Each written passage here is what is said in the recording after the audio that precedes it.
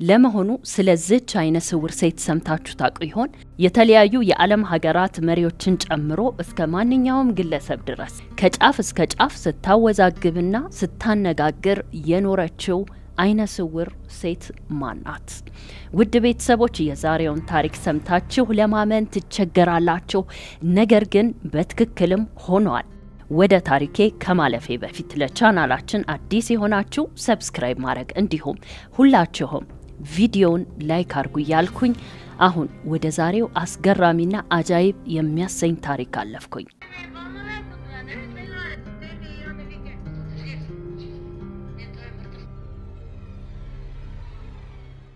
በ2019 ዓመተ ምህረት አንድ ታዋቂ የቴሌቪዥን ጣቢያ ታዶር የተባለ አስተርጓሚ ግለሰብ ይጋብዛል። ማን ነው ታዶር? ታዶር ማለት የአንዲት አይነ ስውርና በዜግነቷ ቡልጋሪያዊት የሆነች ተንባይ ወይም ደግሞ እኛ በተለምዶ እንደምንጠራው ጠንቋይ የሆነች ሴት አስተርጓሚ ነው። ለመሆኑ ይህች ሴት ማናት? ታዶር የተባለው ሰው በትልቅ ኃላፊነት የዚህችን ቡልጋሪያዊት ሴት አባባል በጥንቃቄ አንድ ባንድ ሲተረጉም የነበረ ሰው ነው። ለመሆኑ ይህ ሰው ከጊዜ በኋላ እንዴት በቴሌቪዥን ሊቀርብ ቻለ? ይህች ሴት አመጣጧ ምን ይመስላል? እንደዚሁም አሁንስ በምን ሁኔታ ላይ ናት ያለችው? ሁሉንም የምታደምጡት ይሆናል። ይህች ቡልጋሪያዊት ሴት በ1990ዎቹ ከዚህ ዓለም በሞት ተለይታለች። ይህ ታዶር የተባለው አስተርጓሚ ግለሰብ በዚህ ጣቢያ ላይ ቀርቦ እንደተናገረው ከሆነ ይህች ሴት እንግዲህ ዓለምን ያወዛገበችና እጅግ ታዋቂ የነበረች ከጫፍ እስከ ጫፍም ያነጋገረች እስካሁንም ድረስ በተለይም ከሞተች በኋላ የተናገረቻቸው ነገሮች ገኖ የወጣበትና ከሚዲያ ሲቀባበሉት ያለ ጉዳይ ነው። ይህች ግለሰብ በወቅቱ የተናገረችው ምንድነው? በአንድ አመት ውስጥ 2 ቁጥር 5 ጊዜ ይደጋገማል። እንደዚሁም የዓለም ህዝብ መድኃኒት በሌለው በሽታ ያልቃል። በሚሊዮን የሚቆጠር የዓለማችን ህዝብ ህይወቱ ማለፉን ተከትሎ የአመት እጅግ አስቸጋሪና አሰቃቂ አመት ነው በማለት ነበር የተናገረችው። እናም በጊዜው ይህችን ሴት ኢንተርቪው ሲያደርግ የነበረው ጋዜጠኛ አስተርጓሚው የተናገረው ነገር እንደ ቀልድም እንደ ሹፈትም ነበር ያየው። ምክንያቱም በዚህ በተራቀቀ ዘመን መድኃኒት የሌለው በሽታ እንዴት ድንገት ይከሰታል ልትል ትችላለች የሚለው ነገር ማንም አላመነም ነበር። ስለዚህም እዛው ስቱዲዮ ውስጥ ያሉ ሰራተኞች እንደ ቀልድ ይህንን ነገር እየተቀባበሉ ሲስቁ ነበር። ነገር ግን ይህ ኢንተርቪው ከተደረገ ብዙ ወራት ሳይቆጠር ነበር ከወደ ቻይና አስደንጋጩ ዜና የተሰማውና የቻይና ሆስፒታሎች በኢመርጀንሲ የተጥለቀለቁት እንደዚሁም የብዙ ሰዎች ህይወት ባልታሰበ ሁኔታ ማለፍ የጀመረው። በዚህን ጊዜ ነበር እንደዛ የተቀለደበት ንግግር ወደ ትልቅ ጦስ ሳይታሰብ እየተቀየረው።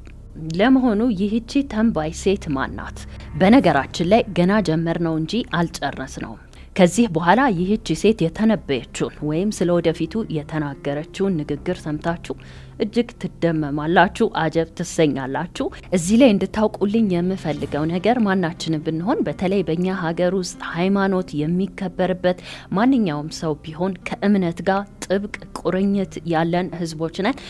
ነገር ግን አደራምላችሁ ይህን ነገር ስትሰሙ ከእምነት ወጣ ብለን በሆነው ነገር ላይ ብቻ ተመስርተን ያለውን ነገር ሐሳባችንን እንድናሰፍር ወይም እንድንገነዘብ አደራላችኋለሁ። አሁን እንቀጥል። ይህች ቡልጋሪያዊት ሴት ባባ ፈንጋ ትባላለች። የተወለደችው በ1911 ዓመተ ምህረት ነው።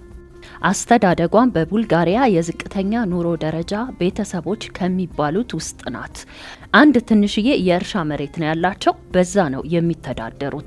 ስለዚህም ይህች ሴት በልጅነቷ ትምህርት ቤት ለመሄድ አልታደለችም ነበር። ምክንያቱ ደግሞ ምንድነው? በቤተሰቦቿ የገንዘብ አቅም ወይም የኢኮኖሚ አቅም የተነሳ ነው። ስለዚህም ይህች ትንሽ ልጅ ብዙ ጊዜዋን የምታሳልፈው በጨዋታ ነበር። በቃ ትምህርትም የለም ምንም የለም። ስለዚህም በመጫወትና ቤት ውስጥ እናቷን በስራ በመርዳት ነበር የምታሳልፈው። ከለታት አንድ ቀን ባባ ፈንጋ እንደለመደችው ወደ እርሻ ቦታቸው ሄዳ ለመጫወት ታቀናለች። እዛ ሄዳ እየተጫወተች ባለበት ጊዜ ግን ያልተጠበቀ ነገር ተከሰተ። እሱ ምንድነው? ኃይለኛ አውሎ ንፋስ ነበር። አቧራ የቀላቀለ አውሎ ንፋስ። ከዛም በኋላ ይህቺ ባባ ፈንጋ የተባለችው ትንሽ ልጅ ጠፋች። ከዛም ለመጨረሻ ጊዜ በእርሻ ቦታው ላይ ስትጫወት ልጃቸውን ያዩት ቤተሰቦች ግራ በመጋባት ይህች ልጅ ያልፈለጉበት ቦታ አልነበረም።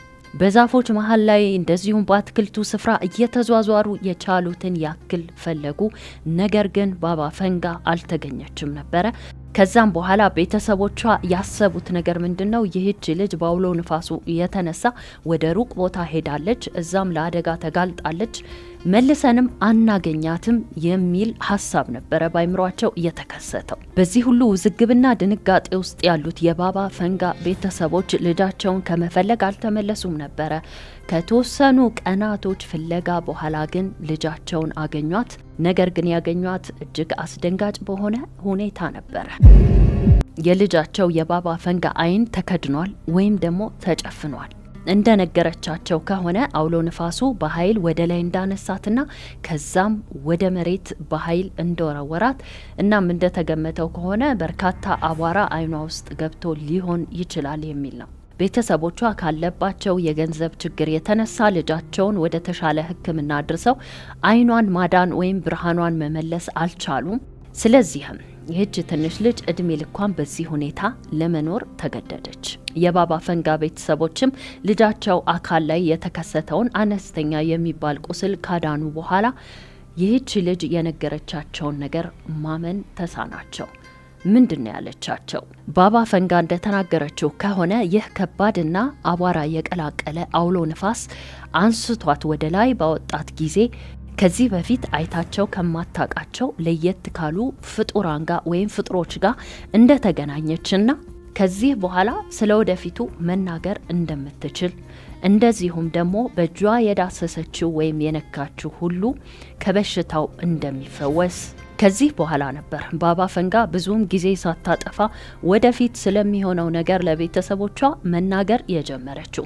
በዚህን ጊዜ የመንደራቸው ሰዎች ከዛም በሀገሪቱ ያሉ ማህበረሰቦች ስለዚህ ሴት መስማት ጀመሩ። ምክንያቱም የምትናገረው ወይም የምትተነብየው ነገር ሁሉ ሲሆን ባይናቸው ማየት ጀመሩ።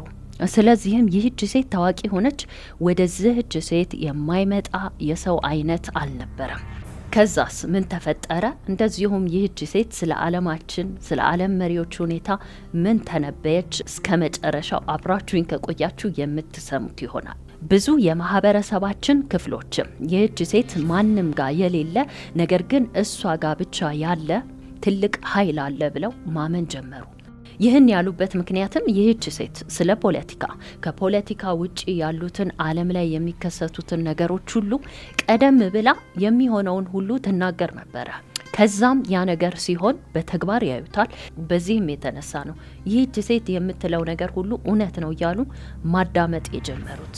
ይህ ብቻ አይደለም። በጣም የሚያስገርመው ነገር የተለያዩ ታዋቂ የዓለማችን ሀገራት መሪዎች ይህችን ሴት ለመጎብኘት ወይም ለማናገር ያለችበት ድረስ ይሄዱ ነበር።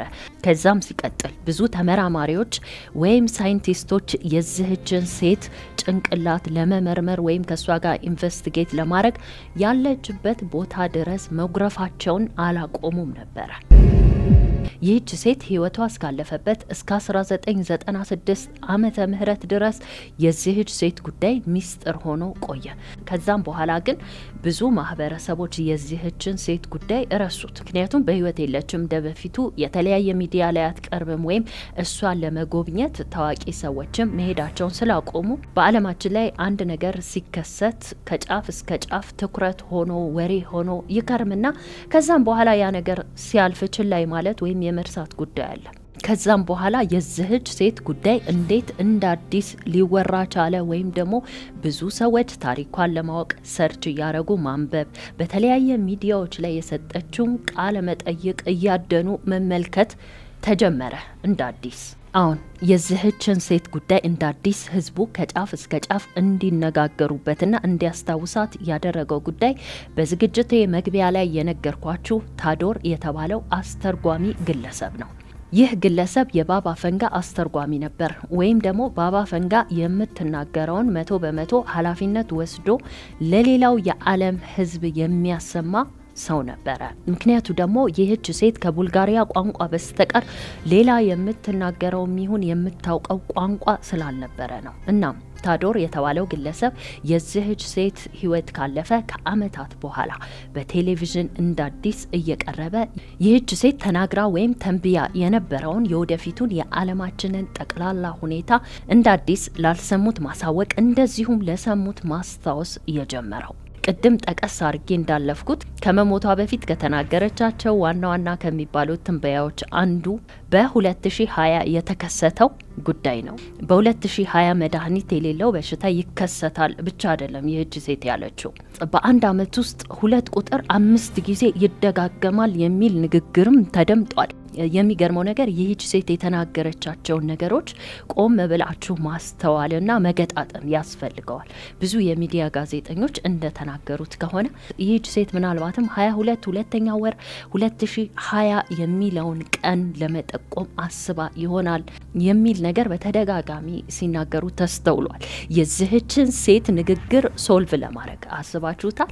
እንደዚህ ነው ይህች ሴት የምትናገረውና በእርግጠኝነት ነው ይህን ነገር ስትናገር እንግዲህ የዚህ በሽታ ስምም ይሁን ጭምጭምታም ይሁን ምንም ነገር አልነበረም፣ ሰላም ነበር። እናም አስቡት እስቲ ውድ ቤተሰቦች ፕሮግራሙን እስከ መጨረሻው ተሰሙትና ከሃይማኖት ወጣ ብለን ያላችሁን ሐሳብ በኮሜንት መስጫ ሳጥኑ ላይ እንድታሰፍሩልኝ እፈልጋለሁ። እንቀጥል። ቀጠል አድርጋም ይህች ሴት በዓለማችን ኢንዱስትሪ በከባድ ሁኔታ እየተስፋፋ በመምጣቱ የተነሳ ያ የአየር ብክለት ይህን በሽታ ምናልባትም ሊያስነሳው እንደሚችል ጠቁማለች። ከዛም ሲቀጥል በዚህ በሽታ የተነሳ የዓለም ኢኮኖሚ ይወድቃል፣ እንደዚሁም የአሜሪካ ዶላርም ከቦታው ወይም ከዋጋው ዝቅ ይላል የሚል ንግግርም አስቀምጣለች። በዚህ ሁሉ ፈተና መሃል ግን ቻይና በኢኮኖሚ የሚሆን በጦር ኃይል ጎልታ ትታያለች ስትልም አክላለች።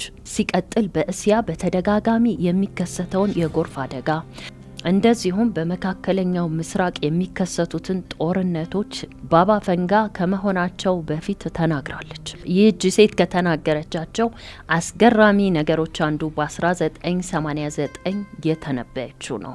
እንዳልኳችሁ ይህች ሴት ስለወደፊቱ የምትተነብየው ወይም የምትናገረው ነገር ቆም ብላችሁ አስተውላችሁ መገጣጠም ያስፈልገዋል። ምክንያቱም አንዳንድ ጊዜ ዘወርወር አርጋ ነው የምትናገረው በቀጥታ ስለማትናገር። በአንድ ኢንተርቪው ላይ ቀርባ የተናገረችው ነገር ሰውን ሁሉ አስደንግጧል።